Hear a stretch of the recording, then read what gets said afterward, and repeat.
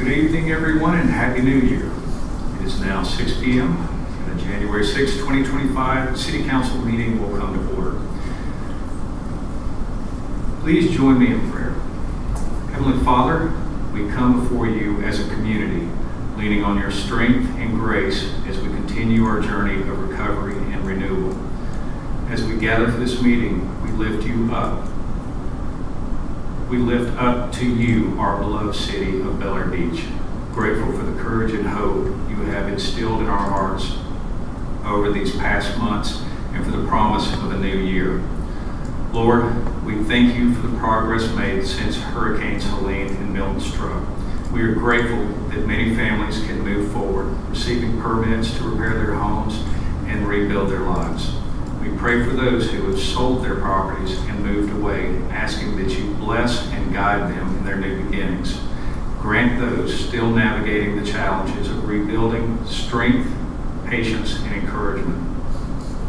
As we embrace this new year, we ask for your blessings over the opportunities and challenges ahead. Help us to approach each day with renewed hope and determination, trusting in your guidance as we rebuild and restore. Bless Bel Air Beach, its people, and its future. May this new year bring kindness, hope, and renewed blessings, reminding us of your love and faithfulness. In your holy name we pray, amen. Now please rise and join me in the Pledge of Allegiance. Pledge allegiance to the flag of the United States of America and to the republic for which it stands, one nation, under God, indivisible, with liberty and justice for all. Renee, would you please call the roll? Councilmember Frank Bankert. Present. Councilmember Todd Harper. Present. Councilmember Kim Schott Elliott. Present. Councilmember Jody Shirley. Here. Councilmember Anders Wellings. Present. Mayor Dave Gaddis. Here. City Manager Kyle Riefler. Here. And City Attorney Randy Mora. Present. All right, so we're missing one today. Yes. Our first order of business is approval of the agenda. Do I have a motion to approve? Motion. Motion is made by Frank Bankert. Do I have a second? Second. Seconded by Todd Harper. All in favor? Aye. Any opposed? All right, the agenda is approved. Next, we have presentations from the Pinellas County Sheriff's Office, beginning with a monthly law enforcement report from...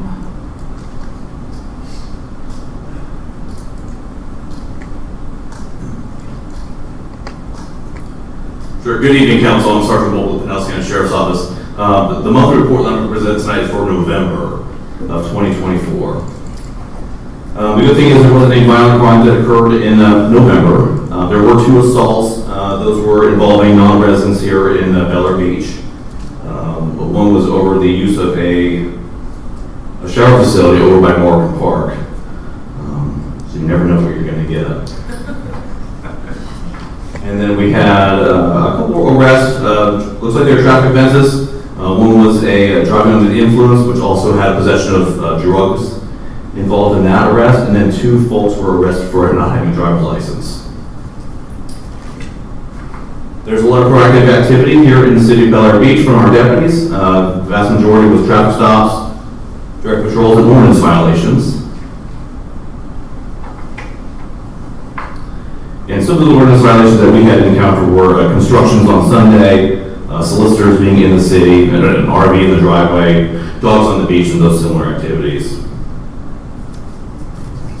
All right, when it comes to crashes, there was only 1 crash reported in the city. I looked at this crash, and it wasn't a major crash, and there wasn't any injuries reported in the crash, so that's good. And then finally, we have 163 warnings and citations issued in the city for November. And then looking forward after the November analysis, I look forward to today. There wasn't any major crashes. There weren't any major crimes that occurred to today from November. Thank you, Sergeant. Any questions? Any questions from the council? Comments? Thank you very much, Sergeant. Thank you. Appreciate it. All right, now we're on to the monthly code enforcement report. Do we not have a presenter tonight? That we do not. Both our code deputies are unavailable. We have Deputy Trump, who's out on a medical leave, and then Deputy Klapka, who's been filling in. He's actually out of town. So I'll just cover real quick what's been done as far as code enforcement. Most of it's been surrounding, cleanup and the temporary signage after the storm. What Deputy Klapka has been focusing on in the time he's been here later in the month is just identifying where there's debris piles still set out in the right of way and contacting the residents to make sure there's a plan for removal. And we're at the point now, since we've had the contractors come through and did the final pass, that anything additional is either going to be included as part of a construction job or at the resident's expense to have a special pickup. And it's just a little lighter this month with the holidays, but we did our breakdown, and like I said, Deputy Trump will be on leave, expecting to come back in the month of February. So until then, we'll have Deputy Clark. All right. Any questions or comments for City Manager Riefler on the code enforcement report? All right.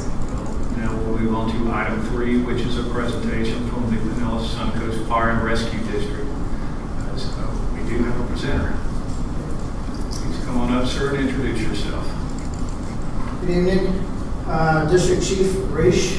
I'm here on behalf of Chief Davidson this evening. He has a scheduling conflict, so he was unable to attend. Quick report, there was 21 emergency responses in Bel Air for the month of December. This included fire alarms, electrical hazards, and medical emergencies. And then next item I have is, as many of you may know or not know, Chief Davidson put in his paperwork to retire on February 21st. He has plans to travel and spend time with his family and his new grandson, who is 4 weeks old. The district is actively looking for a new fire chief. Chief Davidson has expressed that he will stay past February if needed until a suitable replacement is found.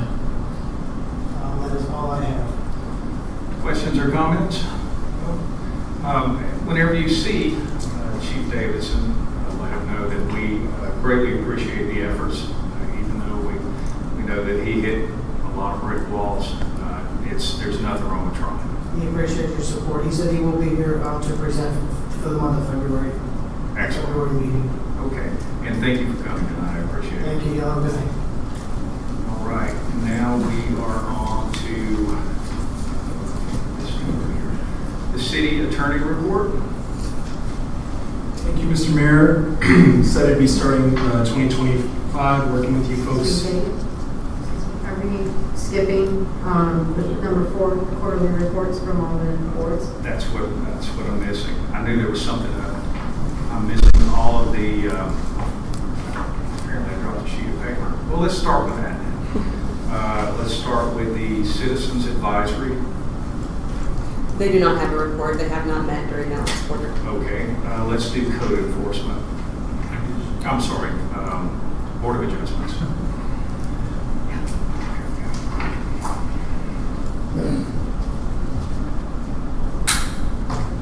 Thank you, Mr. Mayor. Thank you, Jody. I'm Mike Kelly, the Chairman of the Board of Adjustment, to report that in the last quarter of 2024, we only had one hearing. It was in October, but it was a lengthy one. It was a very complex hearing. We had 2 owners on Donato Drive that applied for 5 variances to the Board of Adjustment. All 5 of those variances were approved. And I understand that currently the decisions of the Board of Adjustment at that hearing are now being appealed by a neighbor to the 6th Circuit Court in Pinellas County. If any of you have more information about that or more updated information, I'd appreciate it. Other than that, it was well done by a good board, and a vacancy that we had a month later. Thank you, council, for approving Jerry Wizzawati to our full board. The gentleman was not present the day he was up at the council meeting for approval. He was out of state, but he's been an alternate for 3 years, so he filled in rather well at the October hearing, and he will continue to fill in well with us as a full board member. Thank you, Mr. Kelly.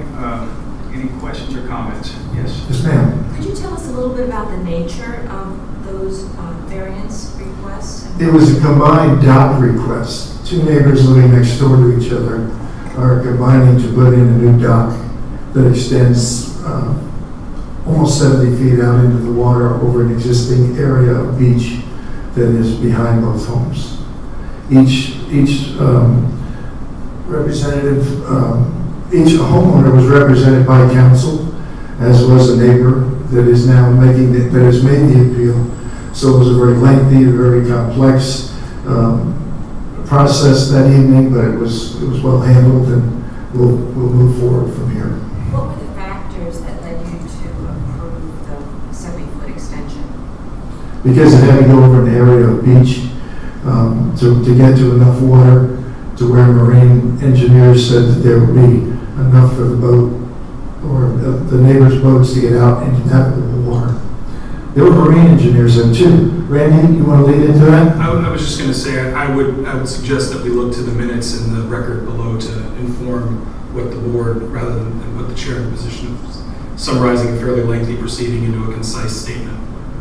Especially with appeals pending, I just think it best to just defer to the record. Thank you, Randy. Any other questions or comments for Mr. Kelly? All right, thank you so much. Thank you. All right, now we're skipping the Citizen Advisory Committee and moving on to the Parks and Recreation Board. It's my understanding that Renee will be giving that presentation. Yes, Chair Patty Roberts was unable to attend this evening, but she left a few notes. She first wanted to state that they are looking for new members. They have lost a couple members recently, and they're down to 3. They would greatly appreciate any help that anyone can offer. They are still selling merchandise here at City Hall, beach towels, koozies, water bottles, things of that nature. Some of their events were postponed due to the hurricanes, but they resumed in December with the holiday social, which had a very good turnout. And they started doing beach cleanup again in January. It's going to be the first Saturday of each month at the 19th Street Beach Access.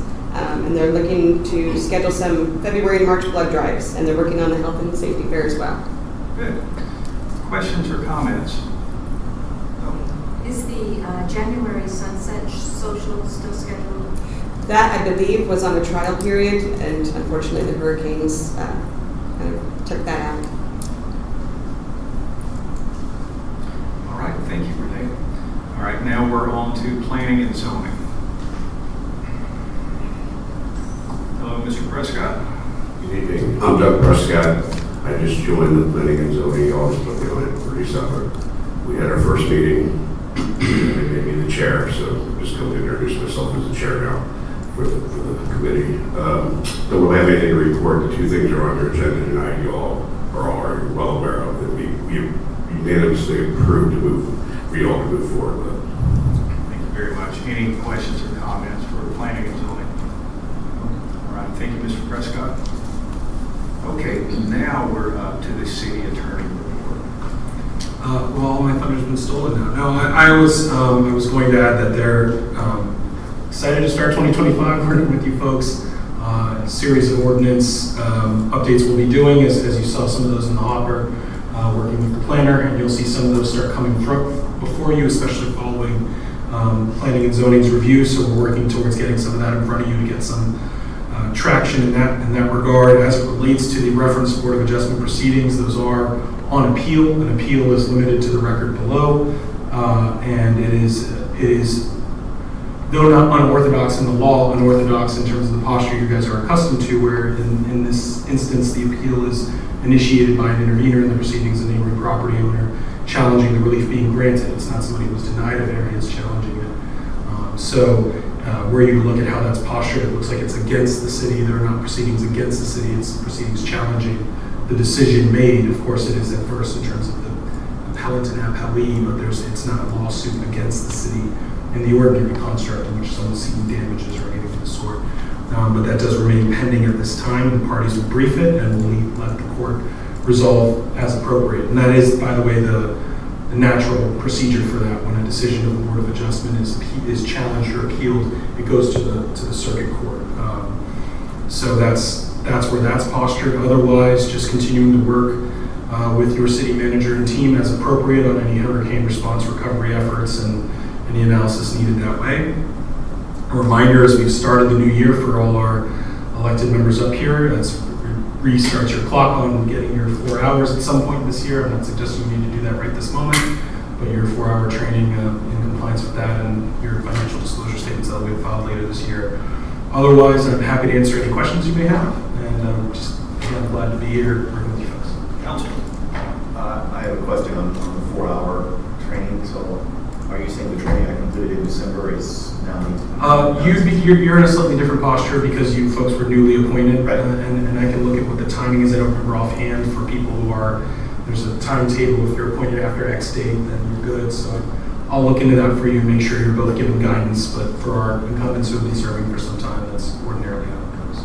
So the 4-hour CEU course that you just completed that I attended. You should be fine, but I'm not going to unequivocally say that until I can. Again, I want to make sure, you pay me to give you informed advice. Right now I'm going from the top of my head. I'd like to give you the informed advice. Thank you. Any other questions for City Attorney? No? All right, thank you, Mr. Mora. Next up is the City Manager report. Mr. Reefer. Thank you, Mayor. So just an update on hurricane recovery. Right now we're at the the end of December, beginning of January. This is when we're supposed to have all of our estimated reports completed. We're not quite there yet. We're about, I guesstimate about 70%. But we're coming along. I don't know if we're going to have in the next couple of weeks, hopefully all of them. But doing detailed reviews, we've been able to process 134 storm repair permits for the roughly, I would say, 300 plus structures that are affected to the point that they need some kind of repair. So we're coming along. Still want to focus on getting all of the reports, getting all the letters out, and then start going back around on some of the properties that we haven't heard anything from, but we're working through. And currently we're at about 50 structures that are categorized as substantially damaged right now. That doesn't necessarily mean that they're going to stay that way. It just, the letters, the reports come out, we get the percent of damage, and we send the letters appropriately. Some of them we've already overturned through the detailed process, but again, we're working through it all. One thing I wanted to bring up was the 12th Street beach access. That's the remaining access that is not open. We've made progress on it, and I'd like to share some pictures. Share my screen.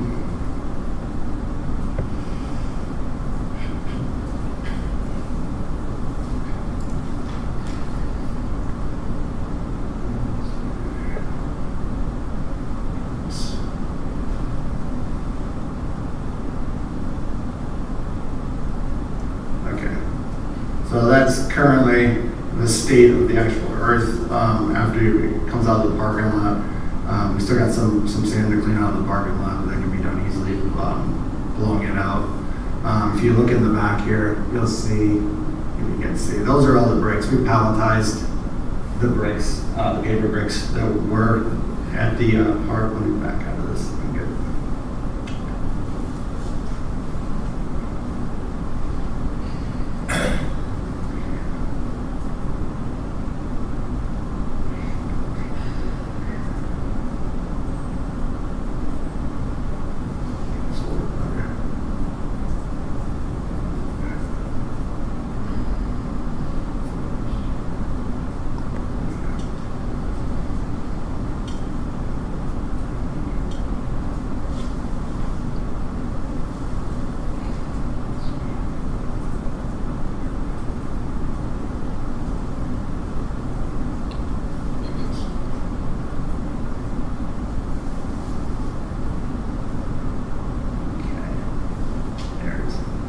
So looking on the walk, going out to the steps that are built into the seawall at 12th Street, the sidewalk goes about 2/3. We had to remove it after that because it got undermined. Again, there were pavers up against the seawall. 12th Street had one of the nicest paving jobs with the bricks. We want to save them, possibly put them back at some point, but at this time, I would like the council's opinion on if we just want to get this park open back up. So what we would need to do so would be to form up the rest of the sidewalk to get to the stairs for the access. And then we would also need to do some concrete next to the seawall so that there's some paved area for the benches. And then we can also reinstall a shower. But I'll purchase a new shower just because it was pretty corroded from the salt water. But I figure as we're still kind of working through the interlocal agreement and such, when it comes to just getting this park open, that we just, get it pulled, either I have the guys pour the concrete or I get a concrete contractor to come in and just finish the sidewalk and do kind of a minimal to get it back open. Does council have any feedback on that? Council? Do we have a price for the concrete work that needs to be done? No. No, I don't expect it. Minimum about 2 yards might be needed, but we can do a little bit more depending on our pricing. Minimum or maximum? Minimum, I think you need a yard at least to get the sidewalk to the steps, and then maybe another yard worth of pavement for the benches. Are we going to form it, or are they going to have a contractor form? Again, I can get pricing. It's something that we could do in-house, but it may be just as easy to get if we can get someone interested in the job. I'm in favor of moving forward with it, if you're asking our opinion. I would like to have some information, but it's, it needs to be done, so whatever that looks like. And I think we hire a contractor to do the forming. Right. Rather than finishing, rather than us trying to get staff to do it, would be my opinion. Okay, I'll start getting some pricing on that, but yeah, the idea would just be to, get the access so people can use it, and then from there we'll start, getting all the irrigation working in preparation for sod replacement. Kim, did you have a question? Yes, thank you. I certainly don't have any objection to moving ahead and certainly getting it open as quickly as we can and restoring it to the condition it was in. But as we do that, I'd like that we consider opportunities for improvements. For one, there's never enough seating. The benches are inadequate for the number of people that come to watch the sunset or to just gather in the evening. And there's no shade at all. And considering the limitations in the past that have been in finding the shade on the beach, there's none at the access points either for somebody that might just want to get away from the direct sun for a little while or just sit and enjoy the scenery. So I'd like us to be able to consider going forward some minimal improvements that we can make there. Any other comments? Yes? Yeah, I'd also be in favor of moving ahead if they agree with going ahead with the contractor. I'm kind of curious about that neighboring property that had the wall, there was a lot of erosion under it. Has that been addressed, or what's the deal? Do we need to address that? That is the mayor's, Mayor Bloom's wall. And when I did tell him, he wants to get concrete underneath that wall. So I told him that when we do start looking at concrete contractors, that I would give him the information. But yeah, he's got to shore up his wall. We've just kind of left it. That's kind of a moving piece as well. We'll see. We'll keep a barrier there for safety until he's there figured out.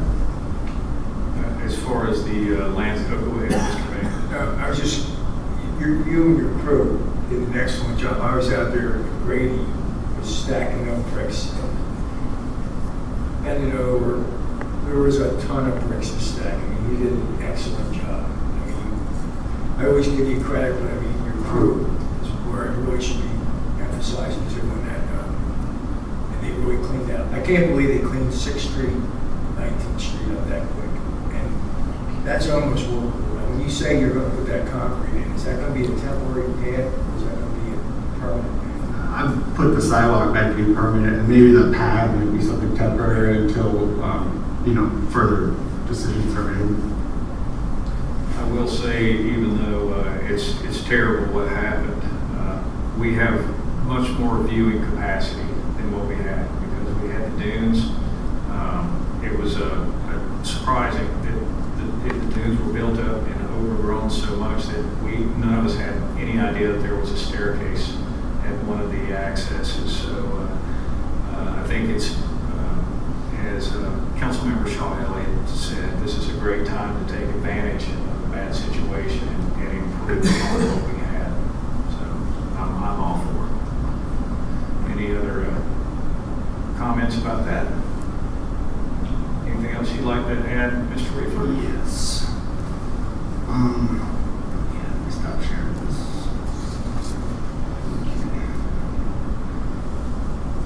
So I'll have a meeting with Duke this month. Hopefully they're still on schedule because they're supposed to resume our project this month. I will give you an update on that. The stormwater project, we're at the point now where we've done all the curb replacement and the paving, and now they're focusing on all the lining that needs to be done. We want to start working at the 18th Street outfall. That's an area that's had a lot of infiltration based on the pipe being in bad condition. So that's where we're going to next. There's lining to be done on 3rd and 4th still. There's lining on 12th, 13th, and some other spots throughout the city. So spots on Bay Shore, we got a couple of pipes that are compromised, so we'll be doing that. And then they'll also be extending the elliptical pipe from the newly installed great inlets that are at the swale on, which will be Harbor Drive, where 9th Street ends to Harbor Drive. And then we'll be getting our flange valve into that pipe to prevent the backflow into that retention pond. And then the code review, we have the first reading on an ordinance tonight that was looked at by the Planning and Zoning Board. We have another meeting scheduled on Wednesday, January 15th at 10 a.m. And we're going to continue to work through our chapters with the recommendations to pass the ordinances from the code review. And the 9th Street pump station design, I've had a meeting with Larry and Gemini Engineering staff after, and they are preparing our plans and presentation for Monday, January 27th. If we can do a work session that day or another day, I can schedule it. Just add that as a tentative date. What's the, how much time do you think you need allotted for that? I think they could cover their portion, 45 minutes to an hour. We could do, I mean, I wanted to have one anyway. Do you think we should have them both at the same time? Or do you think we should break it up? I think we can do multiple topics. Okay. Yeah. That's good to know. By the way, 22nd Street looks way better than I thought it would. They actually did a great job with patching the one little area right next to the curb. And they did a great job. Good to hear. Thank you. Anything else? Council, any more questions for the city manager? No? All right, we'll come back to you shortly. All right, now we're up to the city clerk report. Renee, you have the floor. Other than what was included in the packet, I have nothing to report. Any questions or comments for the city clerk? All right, thank you, Renee. All right, next up is citizen comments. If anyone would like to address the council about a topic not already on the agenda, please raise your hand and wait to be called. Would anyone like to speak? Yes, sir. Please come right on up.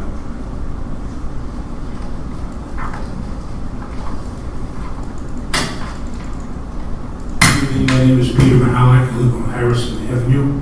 And first, let me say it's very gratifying to say and see the progress that's been made in the town in clearing up after the disastrous hurricanes. But I do just have one comment. What is the story with the boat out here? Is it not on town property? And that has been addressed, and we're going to pass it back to the city manager after citizen comments. So, Okay. so he probably has an answer for you in just very shortly. okay, thank you. All right.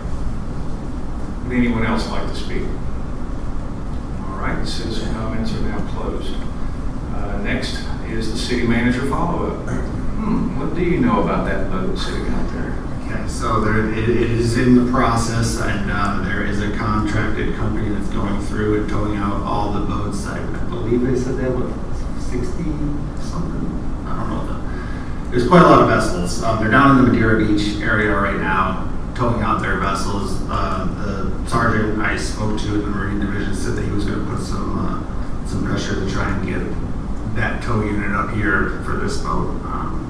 So they're working on it. All of the pieces, like the days that needed the weight, the stickers that they had to put on the boat, that's all been taken care of. So it's just a matter of that contractor getting up here to get the boat out. So these boats have been abandoned?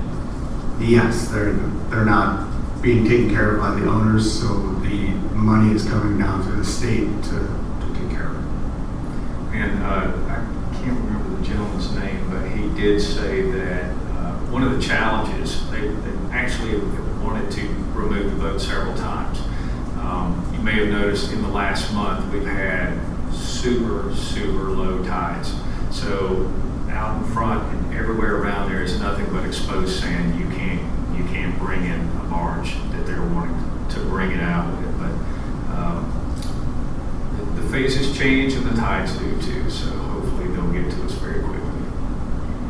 Something that we want to be aware of is that I was walking by the other day and there were a bunch of young gentlemen climbing on the boat, looking in the windows, swinging on the bars. I know it's an attractive situation for young people to get into, but it's dangerous and it's a liability issue, I think, for the city sitting on our property.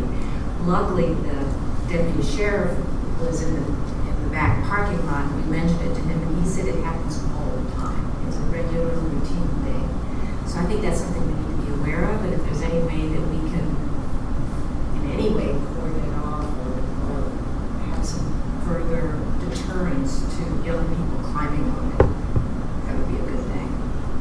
Razor wire. Is it the city's liability?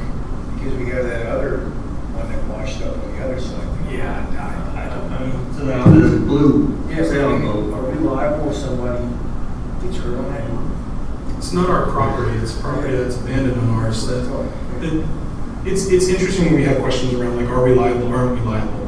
The short answer is, regardless of what we do, we will find our name on the one side of the V. Whether or not we're liable is really a judicial determination. Are we subject to liability in the sense that somebody could put our name on one side of a V on a court filing? Always. If somebody gets injured on city property, I'm going to say, who owns the property, who owns that boat, who should have cleaned it, they'll get FDEP in there, everybody will get sued for that. But that doesn't mean that we've done anything we shouldn't have done. Anything, of course, we can do to warn or advise or deter is always a good prudent action, whether we have an obligation to do that. Attractive nuisances, as the deputy alluded to, exist everywhere. And if it wasn't that, it would be the dirt piles as people demolish and renovate their homes. People going in abandoned cement structures right now. It is bound to happen, and we can't prevent that altogether, but that doesn't mean we shouldn't consider steps where we can control that. Thank you, Mr. Mora. Any other comments from the city manager? The other boat, I spoke with the captain today, and he was going to check to make sure that's on the list too. That's a sailboat. Anyone else? Can I just answer that? Speaking to the attorney, wouldn't it help, but I know what would happen with this. Aren't we allowed, and it would also protect us to some degree? I know, as you said, you can always have some liability is to put some posters up around that particular property or that boat. Either it's on our property or not on the property, to basically make people aware not to come onto that boat, which I think would mitigate our liability in some respects, if it ever got to that point. Mr. Riegler, would you like to comment on that, or are we moving? I'm sorry, I thought it was for attorney. I mean, the question was, would putting some kind of signage on at or near that poster, like please do not climb on, or something that would indicate that this is not intended to be a recreational use. Again, any amount of prudence is helpful and mitigates. It's I don't know that the giant abandoned boat is less conspicuous than the posters, but the point is well taken. Anything we can do, whether you cordon it off, put orange paint around it, put a sign up, I tongue in cheek as she described it, they were youths. I was going to end the sentence with having fun, because that's what that's to them, right? Like what we consider dangerous is fun to another, and I'm cognizant that a lot of this job is becoming the lawyer for the man, and the man says you shouldn't do that. That's not a good idea, and that's reasonable and prudent. I don't know that our signs will stop them, but signage can't hurt to mitigate and warn and advise. If we have the means to do so, that's a discretionary decision that we can, not necessarily must take. That's a good idea. Thank you for bringing that to our attention. All right. Anything else, Mr. Reefer? Okay, so now we are on to the consent agenda. Item number 10. This is for approval of the December 2nd, 2024 City Council meeting minutes. Do I have a motion to approve? Motion to approve is written presented. One over here. Do I have a second? Second. All right. All in favor? Aye. Any opposed? All right, the consent agenda passes. All right, now we are on to the regular agenda. This is item number 11, consideration of ordinance 2025-01. Mr. Moore, would you please read the ordinance and then provide a brief interpretation? Thank you, Mr. Mayor. This is ordinance number 2025-01, an ordinance of the City Council of the City of Bel Air Beach, Florida, amending the Bel Air Beach Land Development Code, specifically amending Section 94-161, governing building specifications and limitations in the RM District 1, also amending Section 94-209, governing building height in the RL District 2, providing for implementation, providing for resolution of conflicts, providing for severability, and providing for an effective date. This has been a first reading ordinance number 2025-01 by title only. This is part and parcel to the code revision and review that you folks previously considered. This is a discrete element of it within Chapter 94. This is not the full Chapter 94 revision. It is done so that there's, I would not say parallel, but similar revisions for both the RM District 1 and the RL District 2. And this has to do with somewhat standardizing how we're measuring. There was a question earlier, I think, made to the manager about, is it 10 feet plus 1? And the manager said, well, it just kind of depends on where you are, right? And this helps to give that some guidance on how that's being measured for building heights in those districts. So you see that change. It says the building height in the RM shall not exceed 35 feet above the base flood elevation plus 1 foot measured to the highest point of the roof. Previously, it said 30 feet above the base flood elevation at the highest point of the roof, which did not give the plus 1 foot, and it said at, but not to. And there is a slight distinction there in terms of the precision of language. The second section, Section 3, similarly addresses that, but also addresses an issue we've seen come both before the Board of Adjustment and this body in the past on, I'm trying to build 3 stories, which stories count, which stories don't, in terms of my height limitation. And so this exposition was given to standardize that a bit more. And so what it says is 3 habitable stories may be constructed alongside a garage or storage area. So while I can't diagram that, if you have a garage, you can have story 1, story 2, story 3. If the first story is right next to, alongside a garage or storage area. Alternatively, 2 habitable stories may be constructed over a garage, so that somebody doesn't take that third, stack it on the garage, and now you're actually at 4, which was some of the confusion in how that language was being read and administered. And then to be very, very clear, no residence shall be constructed that exceeds 3 stories. The elevation requirement by the Florida Building Code is base flood elevation plus 1 foot, so it explicitly calls out that, like, when we're talking about habitable stories, BFE still applies. This isn't somehow a waiver of BFE, base flood elevation construction requirements. So that was some language there, and as I understand it, though, I'll defer to the city manager on any other genesis of this. Part of this is being prioritized and not just made part of the entire Chapter 94 rewrite, as due to unfortunate circumstances of Helene and Milton, we have people who are in a position that they're reconstructing homes and buildings, and we want to make this as clear as possible, as quickly as possible, as people redesign and redevelop, whether in the same liking kind or otherwise. Anything else you wish to add to that, Kyle? So yes, this would just allow people that we've had variance requests in the past to allow them to build 3 habitable floors if it's possible with their property. So if you can get that first floor above that BFE, and you still have room to build another floor and another floor on top of it, and then make it go over a garage storage area, then, you know, it's possible now, rather than you only being able to have 2 habitable floors adjacent to the garage or above the garage. Thank you, Mr. Mora, and thank you, Mr. Reefer. Before we take this to the council, would any citizen like to comment on this ordinance? All right, citizen comments are now closed. Council, I need a motion to approve this ordinance 2025-01. So moved. Motion made by Councilmember Harper. Would anyone like to second it? Second by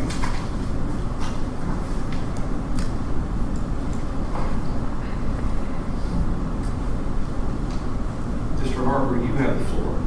I happened to sit through this committee meeting with the Board of Adjustment and Governance, and the conversation makes perfectly good sense. The idea that you've either got a 2-story house above a garage, or you've got a 3-story house with a garage adjacent makes sense. I think the thing that stood up for me in this was the ability to have the front steps set back further with this modification. So therefore, there is actually more habitable space in the adjoining stories on the 2nd and 3rd floor. So I think that this will be wholeheartedly approved, especially with the expeditious nature of rebuilding this. Thank you, Mr. Harper. Mr. Wellings, did you have a comment? No? Question? Yes, Mr. Becker. 35 feet total, correct? Is that including the chimney?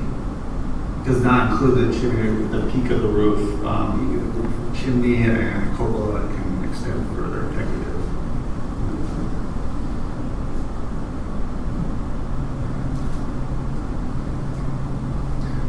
Now, it's my understanding that buildings aren't actually any higher. It's just that if your garage level is above base flood elevation, you are now entitled to build up to that 35 feet if you can squeeze it in next to the garage and you're not in the below base flood elevation. So in the past, people that lived on higher ground were effectively penalized because they couldn't use that bottom story. And this, I believe it actually gives you the opportunity to completely populate all 3 stories that you would have anyway.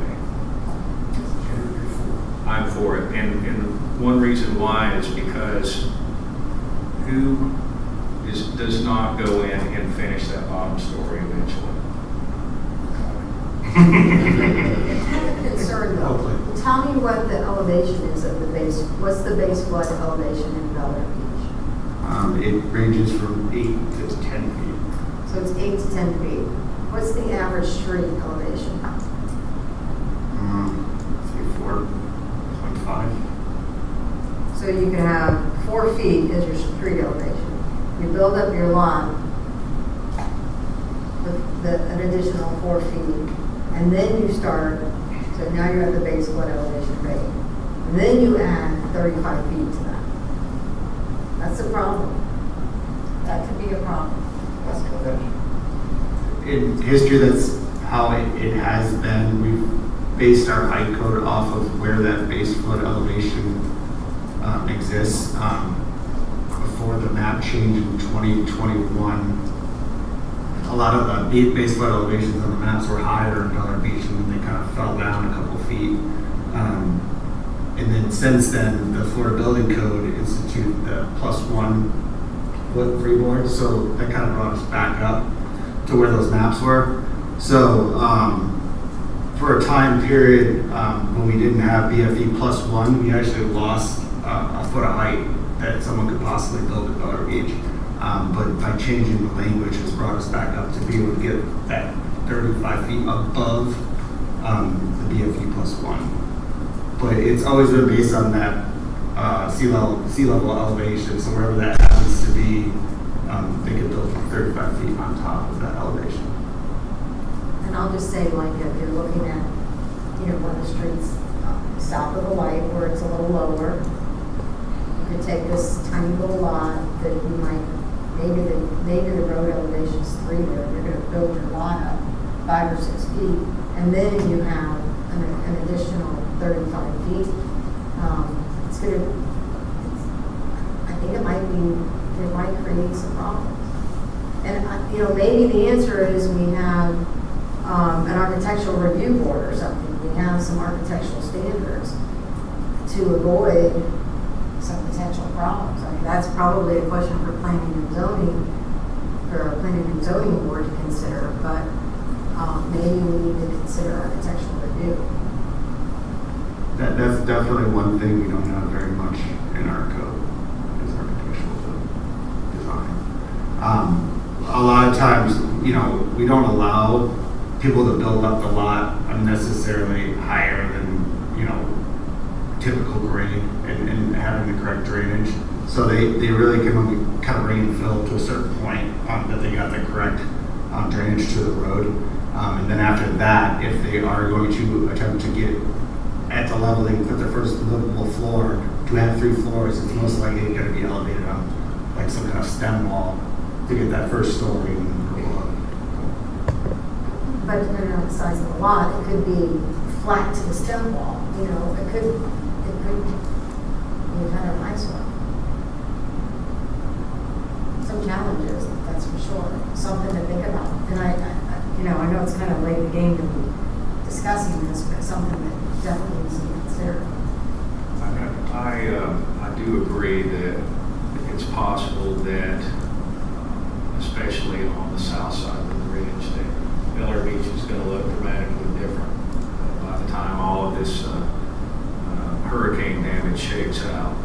But I'm still for it. I'm still for it because, again, people are they're going to build how they want to after the fact. And I don't think anyone is going to put their garage below base flood elevation.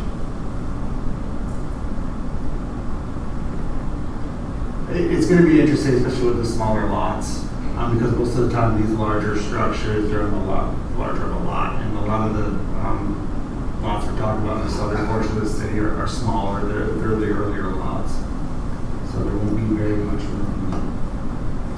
I think the dream shot is that everyone could do it, and then you could elevate the road. That would be ideal, but that's not likely.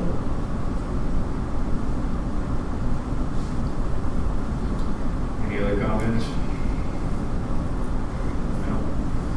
All right, well, let's just take it for a vote. Renee, would you please call the roll? Councilmember Baker, Yes. Councilmember Harper, Yes. Councilmember Elliott, Yes. Councilmember Shirley, No. Councilmember Wellings, Yes. and Mayor Gaddis.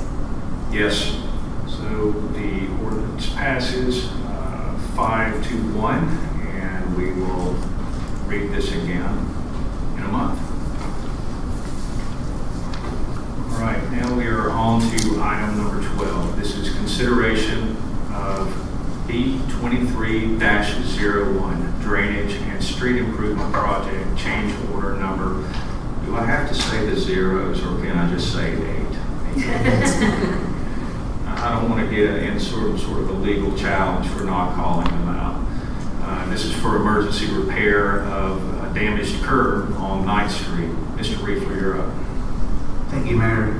So this is a change order that, it's going to exceed my $10,000 threshold, so bring it to council for council approval. But really, this was to repair the curb that got damaged. It was probably only a couple weeks old before the storm, and then throughout the process of just cleaning heavy equipment, multiple sections just got chipped and cracked. And when we came back through, we had to saw cut it and re-pour it before paving. All right. We included some pictures. Would any citizen like to comment on B23-01? All right, citizen comments are closed. Council, I need a motion to approve this change order. So moved. Motion is made by Councilmember Shaw Elliott. Do I have a second? Second. Second by Councilmember Shirley. Ms. Shaw Elliott, you have the floor. My understanding is that these improvements have already been made. Yes. Yeah. Yeah, this is an after the fact. Yeah. Because when they came back in and started to remobilize, they realized they had to do this before they bring in the paving. Well, we appreciate the attentiveness to this and the prompt response, and it's something that certainly needed to be done. And I ask that we get the support to pay for this improvement. I believe that's called do it now, ask for forgiveness later. Any other comments? I just, the first picture, I have a problem. I mean, the other one, the damages, I know firsthand because my little front door got ripped up, and I know hospital. That looks like a stress crack. That, first picture, which when I was watching it before that, I didn't see any tamping really going on that much, or any concrete, fresh concrete, number 4, number 6 stone underneath that concrete. It looked like it just poured, maybe I'm wrong, hopefully I am wrong, it just poured 6 to 8 inches of concrete right on. That is what they've been doing. They've been removing and keeping the earth, compacted as is, and Mr. Foote was okay with it. And I have no problems with that. I mean, I'm not going to vote against the $13,000 that needs to be repaired. It's like crap, but I mean, when you pour the concrete right onto, now it's non-virgin soil anymore, it's been disturbed, you may have stress cracks, even though we don't experience frost down here. That looks like a stress crack. Any other comments? No? All in favor? Aye. Any opposed? All right, B23-01 is approved. All right, unfinished business. Do we have any unfinished business? Just Kyle, you sent all council out the permit, proposed permit, I should say, for beach marshal in the county. Yes. I talked to you right after the storms, and you're saying that you don't need perpetual easements because it was an emergency situation. Is there any updated status on that? I tried to get a timeline from Kelly Levy, the Public Works Director, and she doesn't really have one. They're making an attempt to get the funding now that these events, the disasters happened. It changes some of the requirements. But they were committed to doing it either way, but we do know that it's the time process it takes to get the sand in and get all the permitting. I'd like to comment on that. Please. Personally, I think it was a big smoke and mirrors attempt to make us feel good because whenever City Manager Reefer reached out and said, can you give me a timeline? Because it looked like, according to that letter, they were getting ready to move. No, they were getting ready to wait. And they're still hanging on word of language and the Army Corps of Engineers being forced into change their ways before they'll spend the county's, I don't even think it's the county's money, it's the bed taxpayers' money, but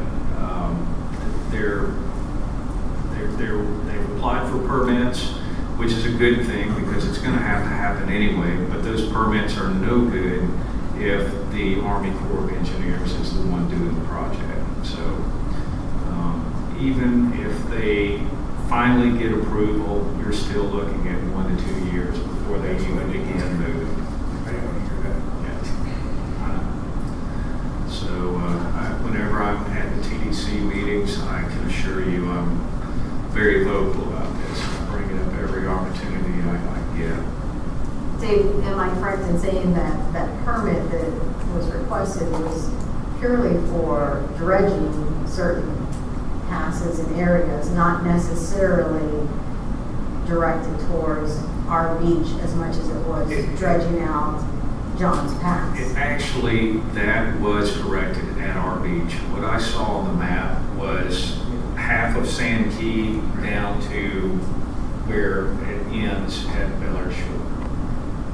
So So we'll go at back least to it's dredging some there, our beach out there. but I still don't think that they're prepared to actually do it. So, The other thing, since you brought that up, I was at the Bel Air Shores meeting, and I pled them not to call it because one of the commissioners brought up about the piles of sand, that's state sand they dumped. And they wanted us to move it. And I said, Kyle's on vacation, please leave him alone until the first of the year. I don't know if we can move that. Do we ever get our John Deere back or anything? We were getting it back. Yeah. We've took the skid and moved some sand around as best we can. We're not going to be able to make a perfect tune, but we tried to spread it out where people wanted it moved. But I did speak with the city clerk at Bel Air Shore and asked that if they do want it spread out on Bel Air Shore, they just put it in writing so we know where they want it. And I don't know why the state didn't finish the job. They took the eucalyptus and dumped it. Their job, their mission was to clean the sand, and it wasn't to put it back or build anything. And they did clean it very well, though. So I don't have a problem going on record with my opinion of what I really think what I would like to see. If the Army Corps of Engineers does this project, there is no way that Bel Air Shore and South Bel Air Beach will get dunes or get good beach nourishment because they have nothing to offer. So they don't have because of the deeds, the deeded accesses, they don't have the authority to share that as public parking, and neither do we. I don't think anybody does. So that makes them automatically disqualified for beach nourishment from the Army Corps of Engineers, and so that's why they've always been skipped over, and they've never, not one single time, have they received beach nourishment. On the other hand, if the county is unable to somehow convince the Army Corps, the federal government, to go ahead and do the project, I'm sorry, let me rephrase that. If it goes the way that I suspect, that the Army Corps is going to hold firm on their stance, and nothing changes, eventually there's going to be enough pressure on the county to have to do it themselves. There's opportunity if that happens, that maybe we might be able to work with Bel Air Shore and actually convince them to accept county sand instead of the federal sand that they don't qualify for.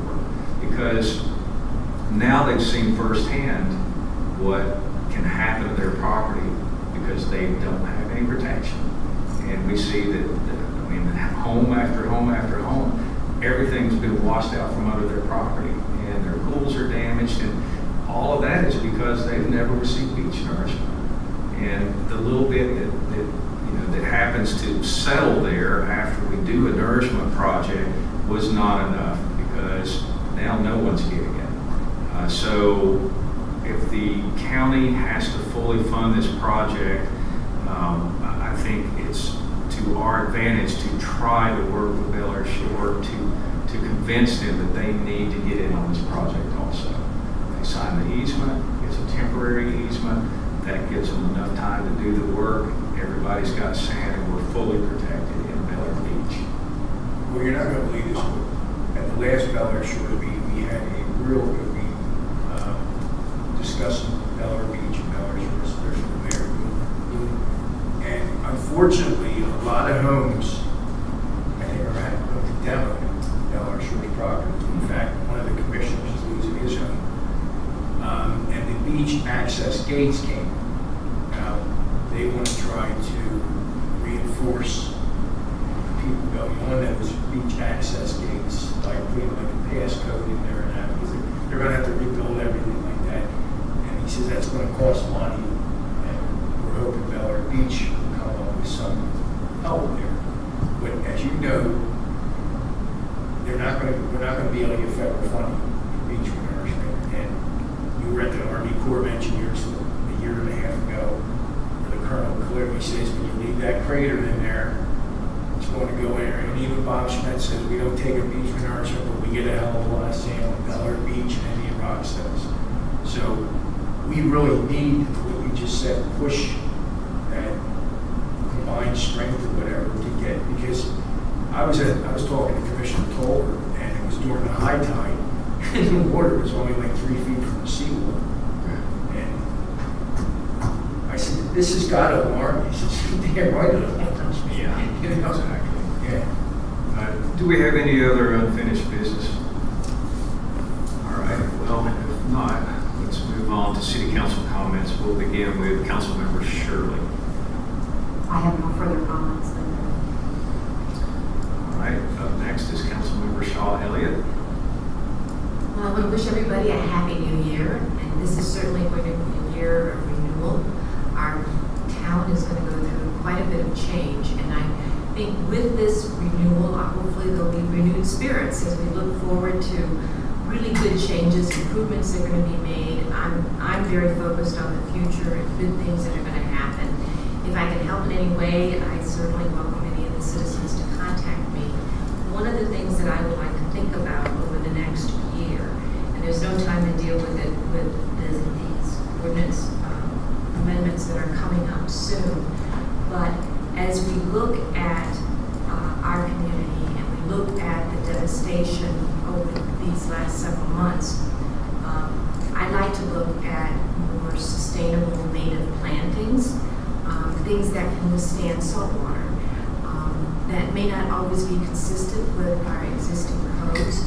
And so I'd like to take on a personal study of that. If anybody's interested, certainly contact me and see, but I'd like to be able to start pooling some resources and find out as much as we can as far as how can we have a more salt-friendly, Florida native, lovely landscaped community.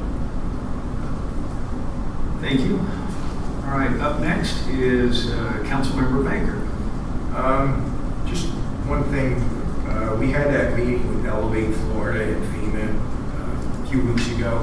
I don't know how many people attended it. A lot of the neighbors I've talked to came out a little bit disappointed because they were hoping FEMA would interject. They made one sentence. They talked one sentence, entire one sentence. Okay, you don't have a problem telling you to tear your house down. And the only sentence was, we think so. And the person from Elevate Florida, she was super nice, but she kept saying under the dome of silence, because when we were asking about funding and everything like that. But one resident brought up all these homes, and you mentioned it in your prayer, okay, about they're sold. Are they going to be entitled to this Elevate funding money? And again, this was under the dome of silence. So I did contact our state senator and our state rep, Kim and Nick, and they don't have any answers for us either on that. But one of the things was the other person here with that small business and homeowners loan, very informative. I just want to let the people know, if you want to get that loan, it's an interest-free loan. I believe the governor's looking at, it's an interest-free loan for 1 year. I believe the governor's looking to extend that for a few years. But the paperwork has to be in by tomorrow. From what I know, I don't think there's any extension. Are you talking about the SBA loan? Yeah. Some of that information was incorrect. I've been dealing with the SBA on that and actually submitted an application and have been through the process. The low interest rate is available only to those who cannot qualify otherwise for a mortgage or don't have the personal resources to self-fund. Which makes sense from a government perspective. They're going to give the low interest loans to those people that are in need. Did they give you a threshold on that? No. Because I went through the same thing, and they wouldn't give. They said you just have to submit your total. That's right. And so, Speak on the microphone, please. so with the, what I was saying was that the information regarding the low interest loan is that they're available at the low rate only for those individuals who cannot otherwise qualify for a mortgage or who cannot afford to self-fund the improvements. There are loans available for others who don't meet that threshold, but it is at a much higher rate, and I think it's like 5.65%, something like that. So the information that was given at our session was incorrect. Yeah, the only thing I'm saying, Kim, is no one can give you what the threshold is. That's true. You know what I'm saying? Is my income $1 million a year? And Yeah, but they also can't say, do you qualify or loan? Well, and that's why a lot of residents left, you know, a little bit upset because no one can give us some concrete answers. But anyway, Happy New Year, everybody. I hope it's a blessed and prosperous one. And everybody. Thank you, Mr. Baker. Mr. Harper, you are up. I have a question for Mr. Winter. As it relates to the determination of SD. We've got 50 properties that are structurally deficient or structurally damaged. Are those basically slated for demolition, or does that mean that they're been slated to be raised, or what does that determination actually mean for those 50 properties? So at least 50% of those properties have just been determined substantially damaged from the estimator tool. So they do have a reevaluation process that can come through. And a lot of times that estimator tool is more, it errs to the conservative side that there's more damage than necessarily what it do. It just kind of takes into effect what really could have been damaged, but it's not always the case. So I believe a lot of those will, you know, they'll be able to get reevaluated and show that they can repair the structure at a cost that's less than 50% of the value. But there are some, though, that are coming out, and the owners are just they're opting, you know, based on the estimator, and I guess, you know, probably the devastation that they've gone through, they're opting to not only rebuild without, you know, doing a reevaluation to repair what they had. So it kind of is coming down to each person's situation. Bel Air Beach fared very well compared to a lot of the cities to the south of us. So I'm finding that we're more fortunate just being a little bit higher, and we're going to have some that need to demo, and it's unfortunate, but it could have been worse. Do you find that the 50 that were structurally deficient, were they concentrated in any particular area, or was it truly spread across the whole city? So the reports that are coming out that, you know, that make sense to me are, you know, right back here by Cedar, Palms, Bruce, that area, the lower areas in the south. There's some sporadic ones, and I don't know if it's just kind of the way that all the calculations come together, the value, the structure, the age, but there are some that are surprising. But I just, you know, have to trust that they're giving me, you know, a consistent way of measuring, and then we go through the reevaluation. Thank you very much.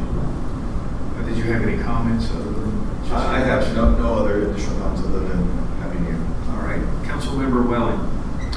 Yes, yeah, wish everybody Happy New Year. I've been doing a lot of walking around over the holidays here and checking out the streets, and certainly with the last trash pickup, I'm actually pretty impressed with how clean most of the streets are. I mean, this town really is very proud, it seems like. You know, so I'm impressed with how cleaned up the areas are.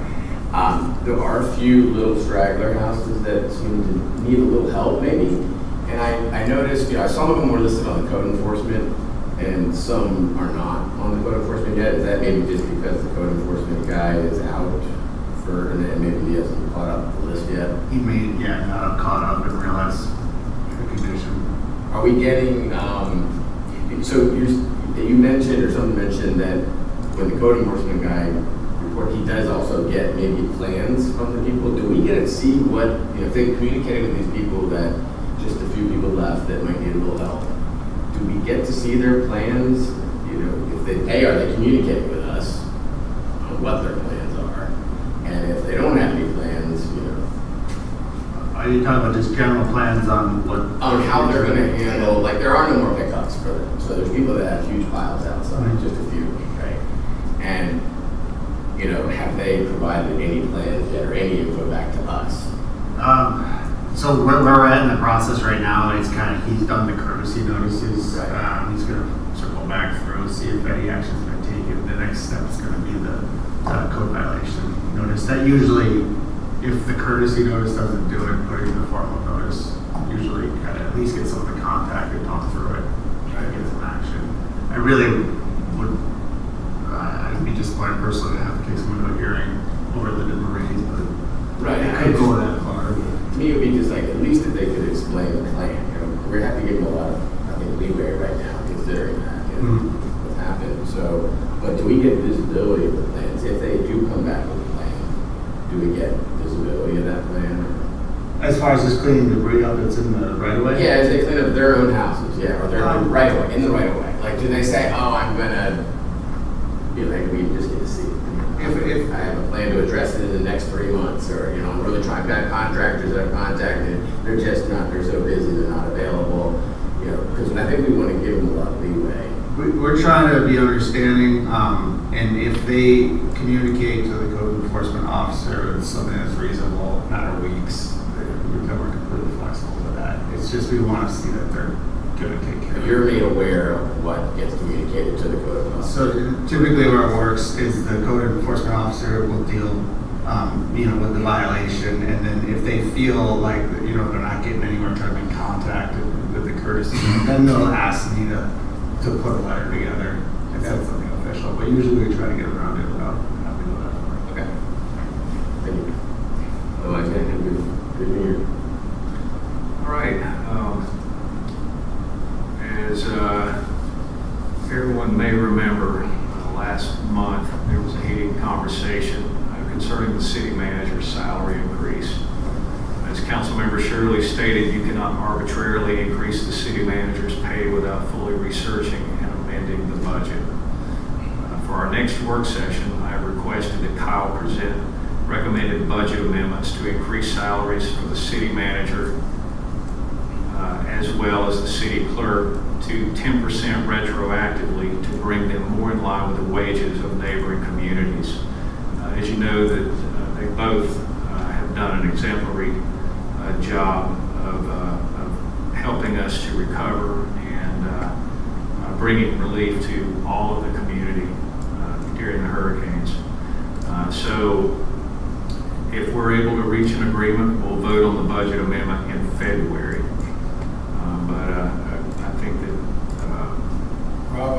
that 10% is probably more in line where we should be, but at the time and we still don't have a method to do that without going through the budget. So that's all I have to add, other than Happy New Year, and I hope everyone had wonderful holidays.